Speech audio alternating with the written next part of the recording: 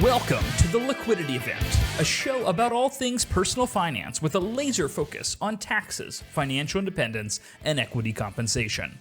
Hosted by AJ and Shane of Brooklyn FI, each episode will focus on a personal finance topic, some driven by news headlines and sometimes driven by listener questions. And sometimes you'll just get two money nerds rambling about what they think is interesting. Just a quick note before we get started, this podcast is for informational purposes only and should not be considered tax or investment advice. Hello and welcome to the Liquidity Event. I am your host, Shane Mason. Hi, and I'm Tiffini Parker.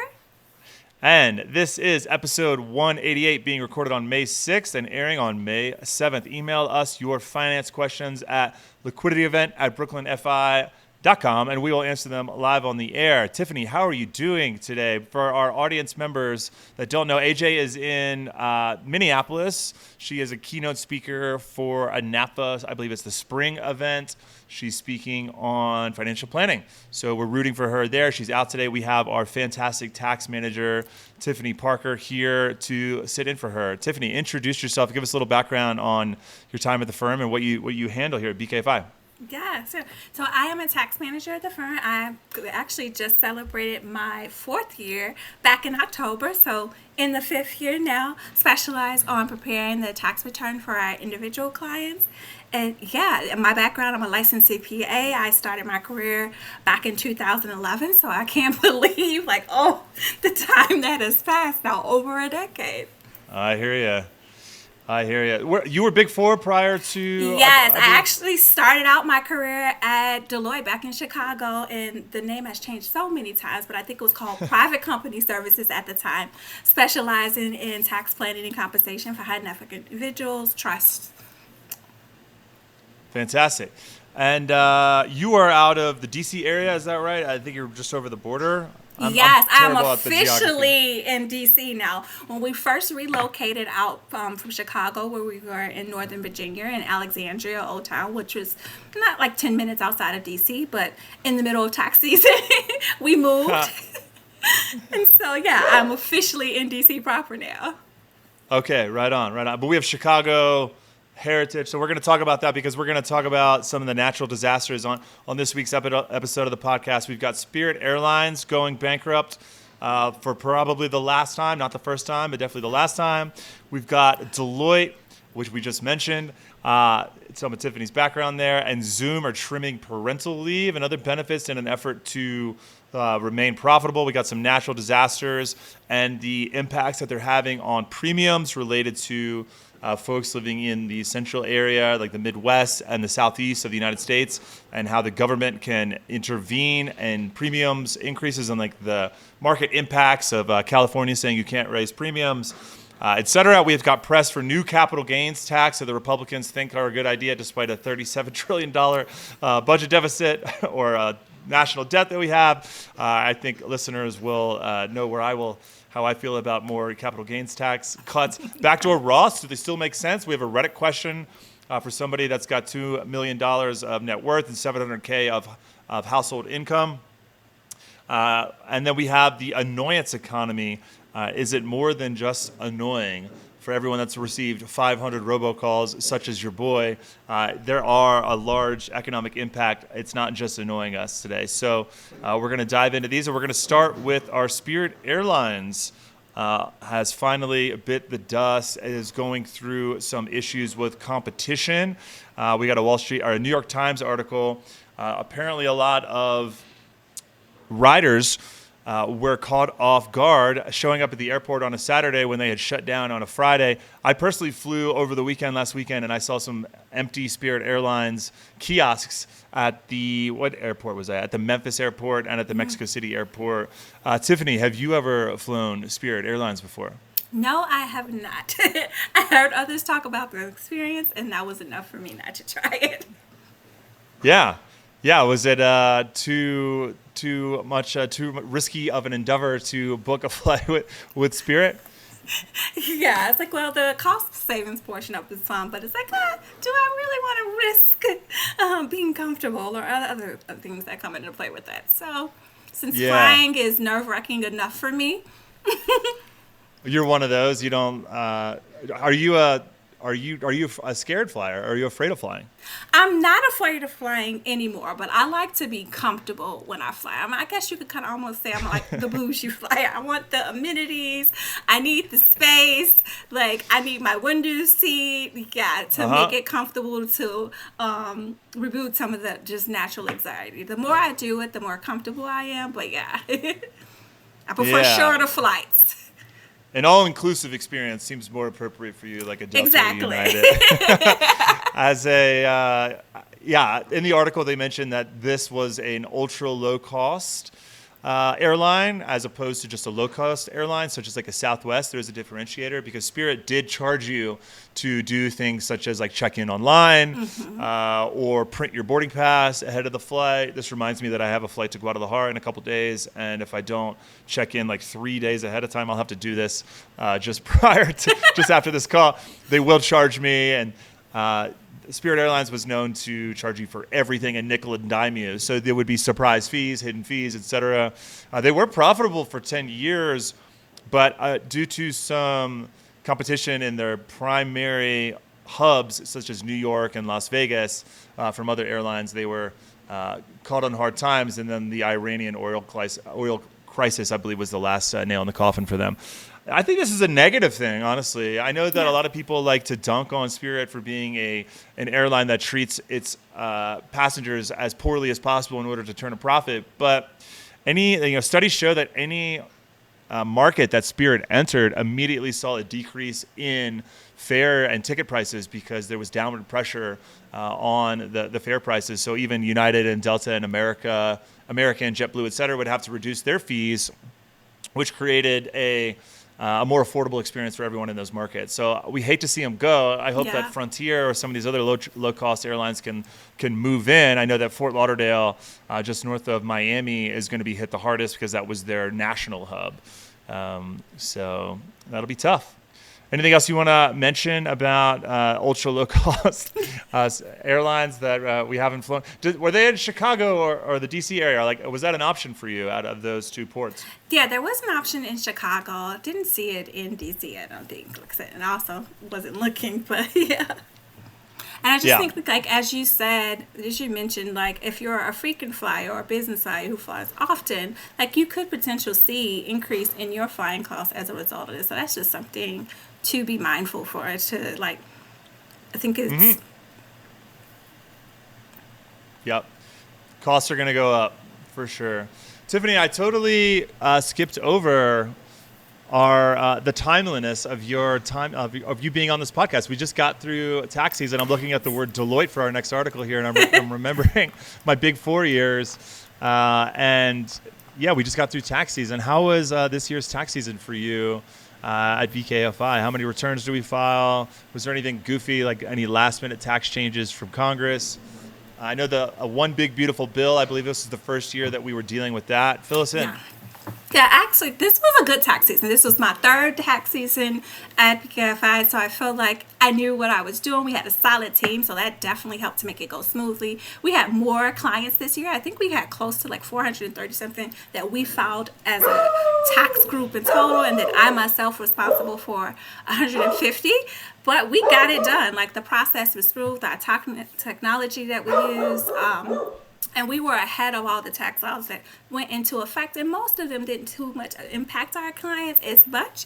And so tax season was smooth. Like, it went as I expected. It was hard, but when it was over with, no complaints here. I think it was probably one of my most, of all my years of tax seasons coming out, it's probably one of the smoothest ones thus far. You love to hear it. You love to hear it. Oh, for sure. Definitely a complete opposite of my tax seasons in the beginning of my career at the big four firms, for sure, which is why I'm no longer there. I hear you. Yeah, I don't look back fondly on the PwC days personally. No. We're glad to be in a more modern type of practice. Well, cool. Well, speaking of Big Four, thanks for that. I'm glad it was a smooth year for you. We aim to have smooth tax seasons here at BKFi. Yeah, so at Deloitte, speaking of Big Four, it looks like Deloitte and Zoom are trimming parental leave, according to this article from Fast Company. There used to be up to 24-ish weeks, and 18 week that's being trimmed down to 18 weeks of parental leave for the employees at these firms, at these companies. Now, it's not the biggest deal that Deloitte and Zoom specifically are going to be trimming parental leave, but at all companies, management looks towards the competitors to see what they're doing, to see what they can potentially do with their own firm, because there is competition in employment, there is a war for talent, et cetera. So if one company is trimming their benefits, it does create leeway for other companies to do the same. So we could see a negative impact on employees' health, since they're going to have less time to step away from work to look after their young ones, which would have a disproportionate effect on probably women in the workplace, right? So what was your take on this Fast Company article? No, I agree. It's like, I get it. Like, it's a way for them to improve profitability, but it's a little bit disheartening, like you said, especially as a woman in the workplace, because, the benefits are part of the total compensation packet. And sometimes it helps you to leverage and make that decision when some of those benefits that are important to you. Like if you're planning on expanding your family or starting your family, that can have a big impact. And also the fact that it kind of shows that, like for Deloitte example, it's a two-tier company. Like it's separating their core from client-facing client services to the, internal services. And so like some people will get the benefits and others won't. And that's a statement in itself. And so, like I said, it's just a reason to just be mindful that you should always, especially not just when starting, but yearly, just take a look at the benefits, because they are not contractual. It can change. So, yeah. And this is just an example of that. And I agree, as you said, like this is just, unfortunately, it's just showing other companies what they'll be able to do in this environment, because employees right now, we don't have the leverage, so we could see more companies doing the same thing. Yeah. I think this $50,000 IVF benefit going away is probably going to have the largest impact. I mean, the administration is wondering why people aren't having babies, and then we don't have economically viable men or minimum maternity leaves that are suitable for taking care of kids, universal child care. Like these are probably the things that would put upward pressure on baby making here in the United States. You start cutting out immigration, is not to get too deep into the weeds on policies, but like all of these things are going to have a negative impact on the workforce here in America. So yeah, if we want to have kids, we got to support them. So this is a bummer. The two-tier, not only this, but we're having all this AI pressure on workforce viability. It's a tough time to be a white-collar worker. For probably the first time in 200 years in the United States, it's getting harder and harder, which is really changing the game. Cool. Well, speaking of pressure on our finances, we have an upward pressure on the cost of home premiums. Home insurance premiums across the United States are going up. We have an article here from the Wall Street Journal. Some counties are going to be differently affected than others. We have, Florida and New Orleans are obviously experiencing increased flood premiums or, flood insurance premiums, but also some unexpected areas in the United States are seeing large increases in their premiums, such as the Midwest, such as Iowa.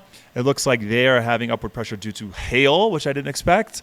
But in the age of AI, where we got bragawatts, megawatts, et cetera, putting additional upward pressure on electricity consumption, we're only going to see, additional carbon footprints pushing up the amount of energy and rising sea levels. So, Tiffini, what was your take on, government intervention in home premiums, flood insurance premiums, hail premiums, et cetera, from this article from the Journal? No, yeah, the government intervention in some places helped to keep the rates low, like in states like California. But as a result of that, though, insurers in those states are not getting back. So it's harder for homeowners in those states to get policies or maintain policies, or it becomes more expensive. And then you think you're safer by being in the Midwest, me as being originally from Chicago, and that's not the case.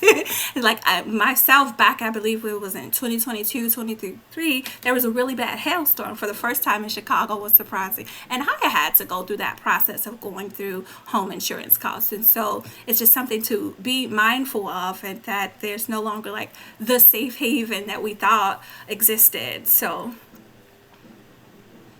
yeah, it's kind of wild that people in like Minnesota are experiencing these upward pressures on like it's exactly. You would think you'd be far from that. You thought the biggest thing you had to worry about, like the article was hurricanes and floods. So in the Midwest, you kind of sheltered from that. But yeah, the windstorms, even thunderstorms in the last couple of years have just been significantly increasing in hail damage. And so now it's just like, no matter where you are, it's something that you have to take into consideration, because you could be impacted by it. Yeah, I never would have thought Asheville, North Carolina would be subject to these crazy things. Like, what are we doing? New Orleans, I can expect. Right. Anyone that's been to New Orleans, Hurricane Katrina happened long enough ago that we have kind of mentally adjusted for that. But yeah, Duluth, Minnesota, like what? didn't see that coming. Not at all. Yeah, I don't know what our New York clients are going to do with these rising sea levels as well. I know that we're trying to get ahead of that. When I was living in the East Village last summer, they shut down all the parks along the east side of Manhattan because they were building up all these walls to handle that. I think that some of these left-leaning areas where the real estate values are so dramatically high that we have to do something, are going to see some resistance or some investment. But New Orleans, I don't know what the hell's going to happen in New Orleans. I feel bad for anyone down there, or just in Florida. Like, is all of Florida going to experience this? I don't know. Where's the money going to come from as well? Speaking of which, we have a proposal from the Republicans from Yahoo Finance about the capital gains tax cut. Hell yeah, brother. If there's one thing we need less of, it's capital gains tax. Am I right? $37 trillion budget. All right. Sorry, not to lead the witness here, Tiffini, but we have a proposal from the Republicans to index capital gains to inflation.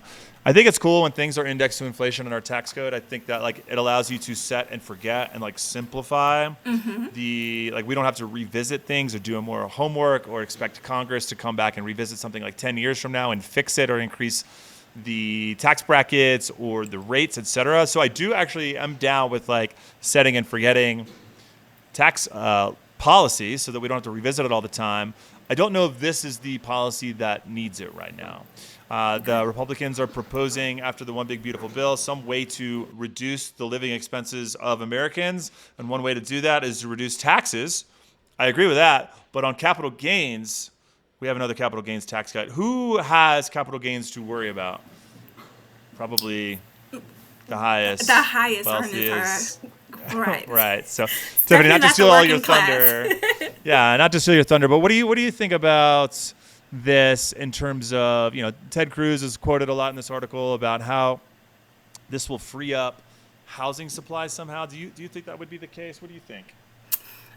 I don't think so. I just think that's just messaging, right? That this is definitely a rich people tax cut. As you mentioned, it's the wealthy people have the assets, the selling that will benefit from this decrease in tax. And so it's going to be more in favor of them instead of the working class, who are right now feeling the brunt of just affordability, which this proposed plan said that it's going to address.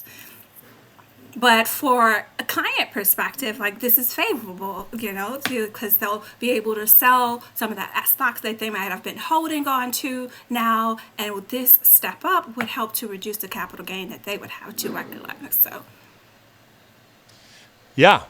I mean, this would just be one more thing to help people that have dramatic capital gains in their inventory of options for financial purposes. We have 1031 exchanges, we have qualified small business stock exclusions, we've got opportunity zones.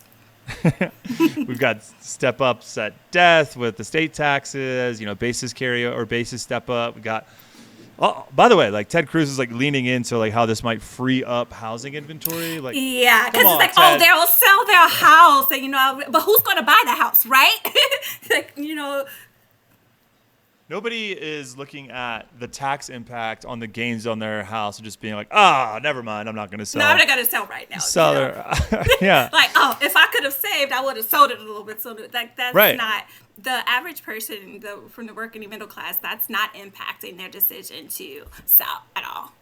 Yeah, I mean, we already have an exclusion for your primary home of up to $500,000 of gains. Like, you're not this isn't going to have a dramatic impact on your decision to sell a house.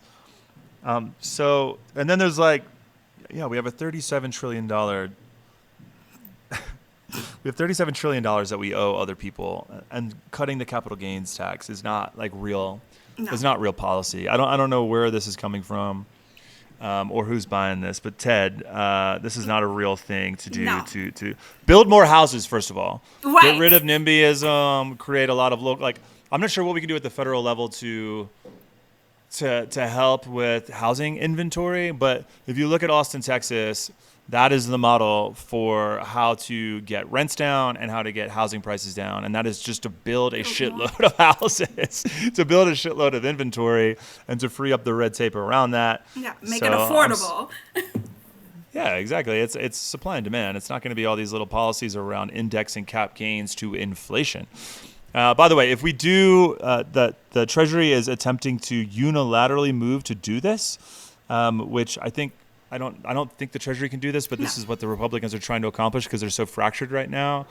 And I guess they're going to take this to constituents and say we tried to cut taxes yet again without revealing to their constituents that this is really just for the richest people not only in America but on Earth and that have ever existed in the history of human beings. I think my stance on that is pretty straightforward. Anything else you want to cover on this? Not only would it be annoying, not only would it be a tax cut that's not necessary, but Tiffini, as a tax preparer, can you imagine the administrative issue that you would have to indexing a basis for the past? Yeah, tracking basis right now can be a task. So now, and if we have to go back and index this, the end result will be favorable, but the process as a tax preparer is just adding more work. And it's now getting the information in to even be able to do this adjustment. It just puts more pressure on we're already dealing with a condensed time frame to begin with. So. Yeah, I mean, don't get me wrong. This would be great for our clients. Yes, because absolutely. A lot of them have cap gains to worry about, but it does hire it puts more pressure on people to have advisors, which would create more work for you and I in a good way. It keeps us employed, right? But these are man-made complexities. It's not I'll never forget my estate planning instructor in college. The estate tax is a man-made thing, right? The estate tax doesn't exist without some lawyers creating it. Same with the income tax, right? It's not like math, which exists even if humans don't exist. But I'll never forget, on the day before our final, he had gone through all of the things in the estate tax, and he was like, by the way, there's 200,000 estate tax professionals in the United States that help everybody with this, and they all could have been engineers or scientists or entrepreneurs. They could be working on other things that benefit humanity instead of the man-made complexity. And I was just like, oh my God, that was the most philosophical mic drop I've ever heard. I think about it all the time, how this additional complexity. Yeah. This is not simplifying the tax code. This cap gain thing is just adding more complexity to where it help doesn't need to be. rich people, and this is essentially a tax on the poor because somebody has to pay the tax, right? It's either poor people or rich people, and this is reducing taxes for rich people. Anyway, let's move on to Backdoor Roths, yet another thing that we help our clients with. That is a function of complexity. We have a question, a Reddit thread. This person, let me read it. They have a net worth of $3.3 million. They're 36 years old and they're married with 2 kids. Congratulations. They have a household income of 700-ish. So shout out to, that sounds like a double income family.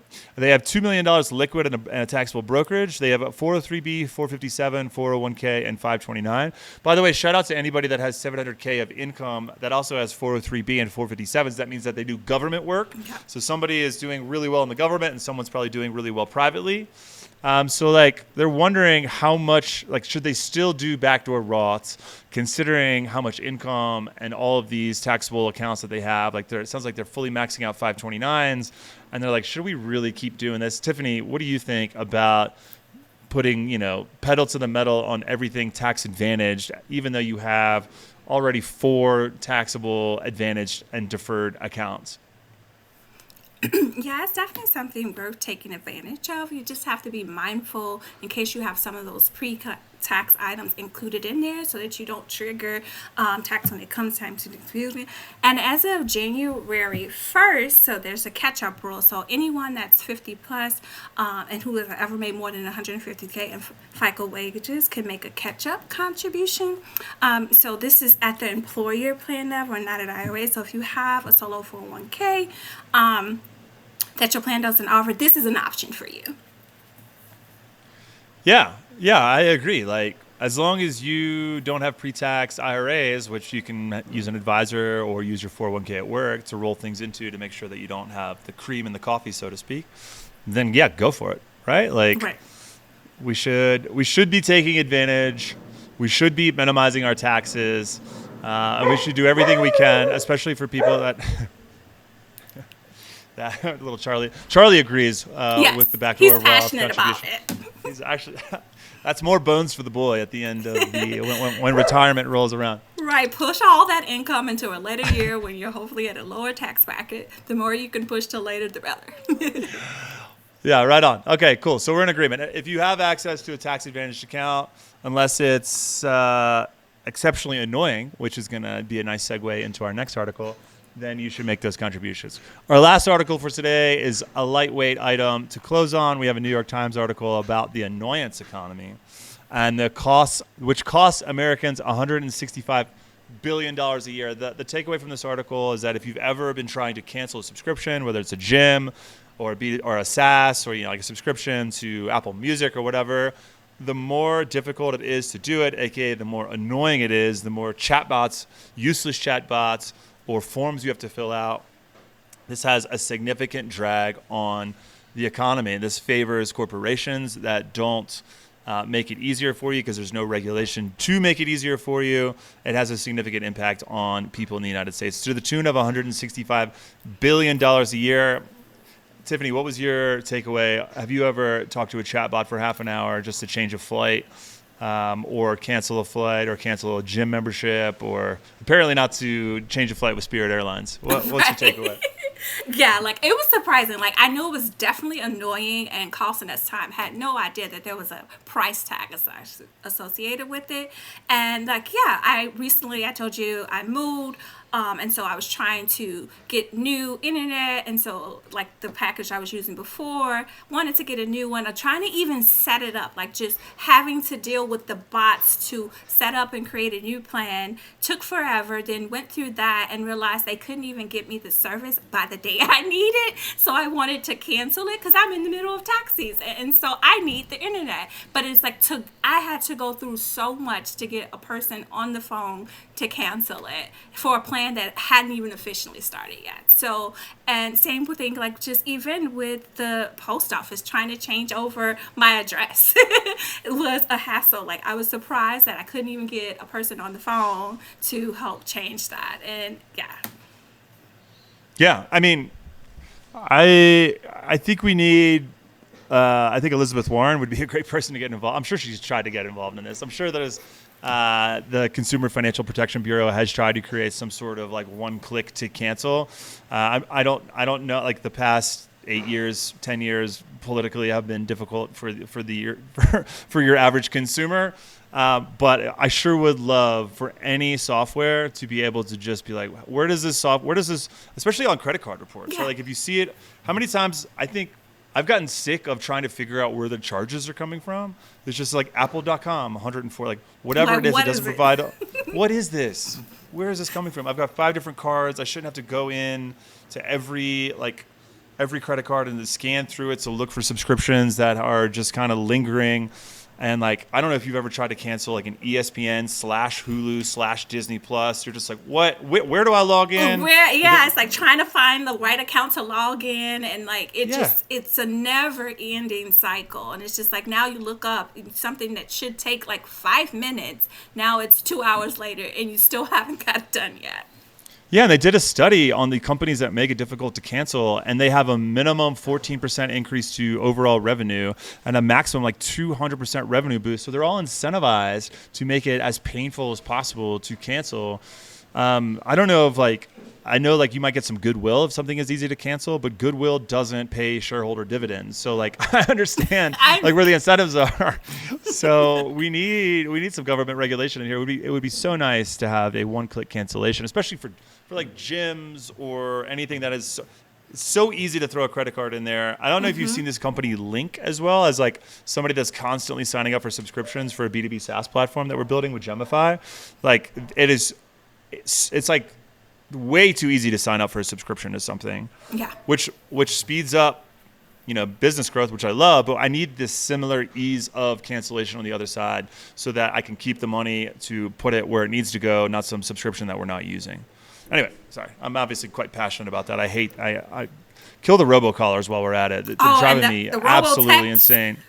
It's like, how do I get on this list and how do I get off? And it's like, as soon as you report it and block one number, it's like they text you from a completely different number. And so now you have this long block list, but they're still texting you. Like, I despise robo-text. Like, get away from it.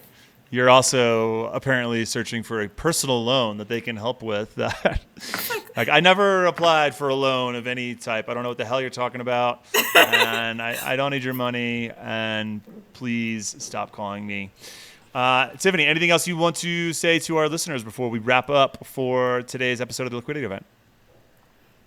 No, this is just a reminder of us, like looking at benefits. Like, don't just wait until you start and never look at it again. Like, that's something you can look at annually. And if you're a client of ours or a potential, that's something a financial advisor can work with you on. And same as with the cost of insurance, when you're thinking about moving or relocating, that's just something to keep in mind. Do analysts to make sure that you're properly accounting for all of those things, because if today it just seems like everything comes with a cost, so we got to be mindful of it all. And things seem to just be getting worse, so like we need to just be mindful, be diligent in our planning, so we can make sure we're making the best decisions that align with what we want to do. Hell yeah. Thank you, ma'am. And thank you so much for listening to the Liquidity Event. You can email us your financial problems at liquidityevent@brooklynfi.com. And finally, you stands can leave us a review if you want to be weird about it. Thanks so much, Tiffini. It was great to see you. Hey guys, great seeing you, Shane.